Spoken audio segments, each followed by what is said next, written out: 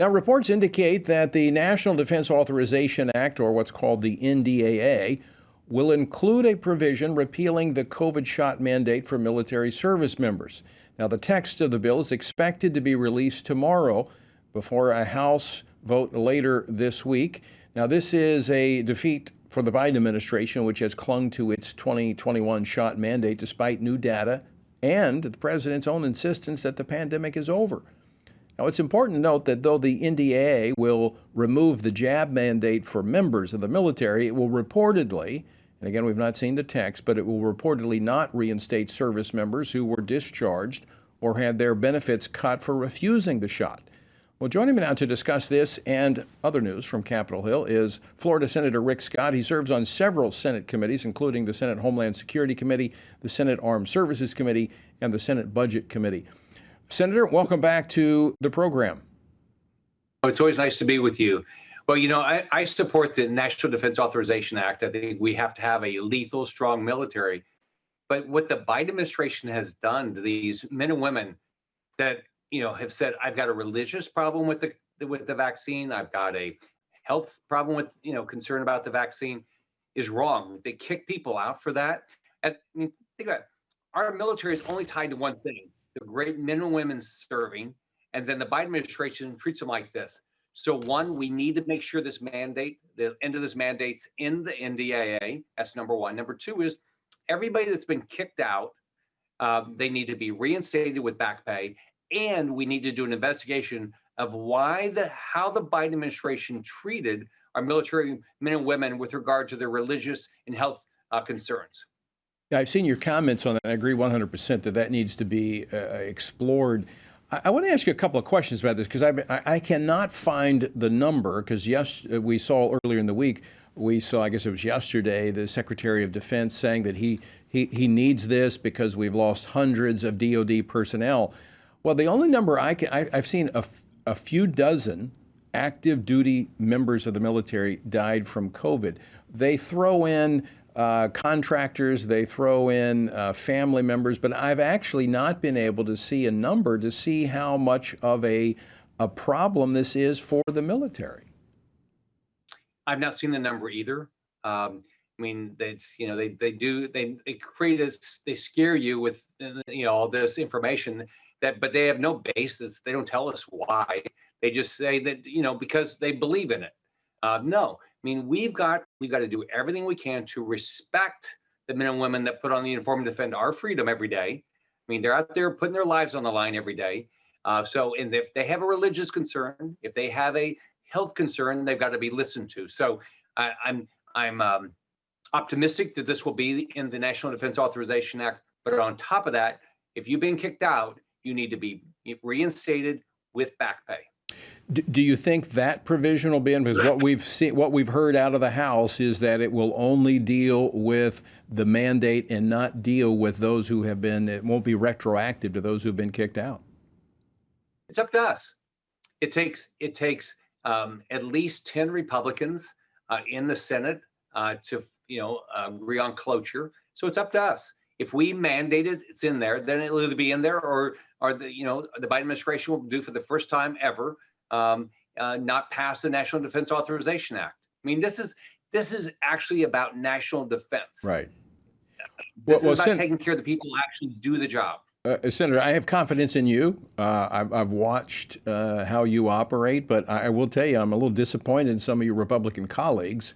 I've noticed that it doesn't take a whole lot for the Democrats to peel some of them off, as we saw last week with 12 of them voting to launch a major attack on religious freedom in this country by voting for this so-called Respect for Marriage Act. It doesn't make sense to me. What is more important than our First Amendment rights, right? So we should not be attacking religious freedom, and that's exactly what that bill did. We've got to, and by the way, if the people that won the bill said, oh, it didn't do that, then why wouldn't they have allowed Mike Lee's amendment to pass? Because Mike Lee's amendment was clear. If you believe in something, you should be fine with making it clear, right? You should be fine with clarification. You shouldn't be fighting any clarification to make sure that we not creating a federal right of action to go against people that have religious, whether we agree with their religious beliefs or not, they have religious beliefs. You should be able to fight and lead your life based on your religious beliefs, whether somebody else agrees with you or not. And the federal government should not be dictating our religious beliefs. I mean, we see how that plays out just this week at the Supreme Court, where we have Lori Smith, who is a web designer, who simply wants to do work, but the state of Colorado wants to force her to engage in speech that runs counter to her religious beliefs. And I think this is where that law is going to lead, unfortunately. But I want to go back to this issue of the NDAA, the National Defense Authorization Act. The military obviously hemorrhaging. They're having difficulty meeting their recruiting standards. That you're a veteran of the Navy. The Navy actually dropping its entrance exam levels in order to get more recruits, also extending the age to 41 for those to join. Can they not connect the dots that, they have this unnecessary vaccine mandate that's keeping people from either joining or forcing them out, and yet they're not able to, and they're still not able to make their recruitment goals? Can't they connect the two? It's hard to believe, Tony. I mean, the Democrats, first off, when I've been up here 4 years, it does not appear that many of the Democrats care about our military. They're clearly, when you don't want to defend our military members that have been kicked out based on their religious or health concerns over a vaccine that was rushed, then what that tells you is they don't care about these individuals. So, but yeah, right. I mean, does it make any sense? They can't get enough people, but they're kicking people out for something that doesn't make much sense. And by the way, Biden's so inconsistent. The COVID vaccine's over. Well, not when I need it. So it doesn't make any sense what they're doing up here. All right, let's talk bigger spending items. Of course, the military is big spending, but we also have this funding for the federal government that is at stake here. We've got to deal with that. Where are the negotiations going with that? Well, as you know, I ran for Republican leader because I think we've got to finally become a brick wall to this excess spending. So this next spending bill, we should call it the Pelosi-Schumer end-of-year spending bill. What they're going to try to do is throw everything they can in there because they know they've lost the House. And by the way, I hope Herschel Walker wins, so at least we'll have a 50-50 Senate. But we got to fight this stuff. We got to say $31 trillion that's too much. When are we going to be a brick wall? 35, at 40 trillion? And so in these bad policies that are hurting our families, when are we going to be the brick wall? And so I think we've got to say we're not going to do this. What we ought to do right now, the Democrats control the House and the Senate. They made the decision not to pass a budget. Right. What we ought to do now is give the new Congress the opportunity to pass a budget by doing a short-term CR. Right. We're almost up against a break, Senator. We're going to come back on the other side of this break. I want you to share with our viewers and listeners how they can be helpful in this lame duck session. As you pointed out, they're negotiating some things that are going to tie the hands of the next Congress. They're pushing to have this continuing resolution go all the way through the next fiscal year, through this fiscal year. These people are not going to be accountable. Many of them are not going to stand before voters again. So, Senator, what do you think are the stumbling blocks that stand in the way of an agreement between the Republicans and Democrats to continue funding government? I think up here, it's, the way you compromise is everybody gets everything. That means you, the consumer, you, the taxpayer, you, the American citizen, just pay more. You pay more for government because everybody gets everything they want. That's why we think about how much debt has been increased in this country since Ronald Reagan left office. Right. It's staggering because everybody just compromises and spends more money. So at some point, we got to say to ourselves, inflation is caused by government spending. It's not fair when gasoline prices and food prices go up because government has caused massive inflation. It's not fair that the poor have less opportunity than other people because of massive government spending and allocating dollars. So I believe in individual freedom and individual rights and individual responsibility, not big government. That's the irony of this, that this government debt spending actually hurts the poor. The very ones that they say they're trying to help, they're the ones that are robbed of future prospect of advancing because of this debt. And speaking of the debt, what's the status on the debt ceiling, which allows the government to borrow more money? Aren't we bumping up next to that? Yeah, so here's the things that are going to happen, and everybody needs to be active with their representatives, their senators, their House members. Call them and tell them what you think. When should we be a brick wall, right? I believe we ought to be a brick wall right now. And how much federal debt should we allow? The debt ceiling just basically says how much federal debt can we assume? Can we, assume? I mean, pay for? I mean, we have to pay for that. We have to pay for it through borrowing, through taxes, and if we borrow the money, then maybe you don't pay it today, but you either pay it tomorrow, or your kids or your grandkids pay it. Think about this, Tony. Would you raise your child to be dependent on government?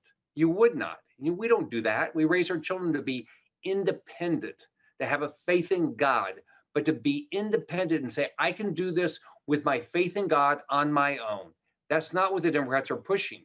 They're pushing that you should be dependent on government. I don't believe in that. That's not good for anybody in this country. It's not good for my kids, your kids, or grandkids, anybody. And the more debt we have, especially right now, when you look at the interest rates, we're having to pay more to service that debt, which leaves more or less money for the government to operate under. So we need to contact our members of Congress. We need to talk to our congressmen and our two senators. What's the timing that you think this is going to be worked out? Are they going to reach an agreement before the deadline? They always do. I mean, it's talked down is they don't think they can get there, but they always do.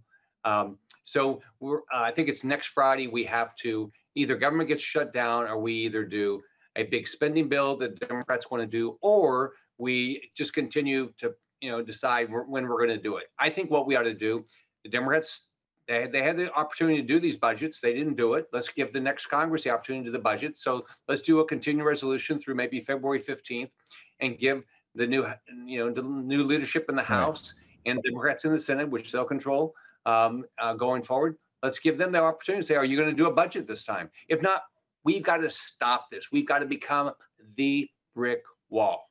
I mean, that makes perfect sense.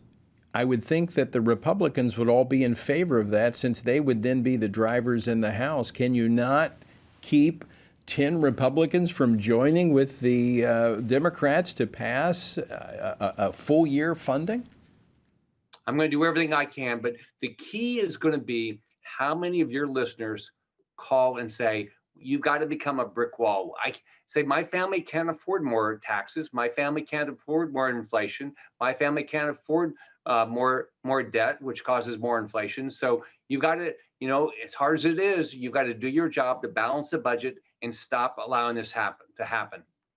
Well, folks, there you have your marching orders. Be a brick wall. Here's the Capitol switchboard number. It's 202-224-3121. That's 202-224-3121. All you need to do is you tell them what state you're from. You want to talk to your senators. They'll connect you with their office. If you don't know who your House member is, I know the vast majority of our viewers and listeners do, but if you don't, just give them your zip code and they will connect you with your member of Congress. You'll talk to someone in their office and just tell them, hey, be a brick wall. Stand against this spending. Stop the spending. We cannot afford it. So, Senator, do you think Congress is going to be here up until Christmas?